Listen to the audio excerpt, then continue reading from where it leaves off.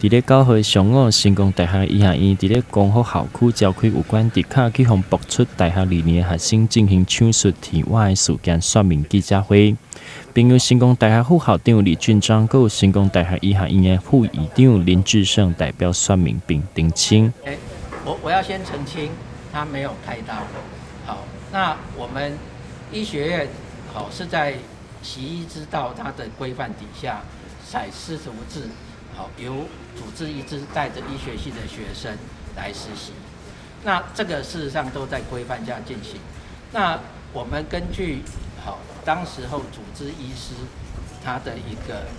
手术是这样子，就是他是一个医疗团队在执行开刀，主治医师跟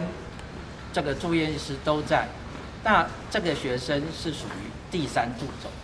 也就是他是来协助帮忙的，那在协助帮忙的过程当中都处理完了，只剩下一个表皮不到3公分的浅的开口，那一个主治医师也在场，那他在主治医师的监督下去把这个伤口缝合。成功大学副院长表示，这个学生对大学1年的对咧入去手术房来见习，所以伫咧主刀医师认定这个学生技术顺受的状况下，才会伫主刀医师的监督之下，和这个学生进行小空喙的体外。据现场的主治医师说，他因为那个伤口是很小的，所以他是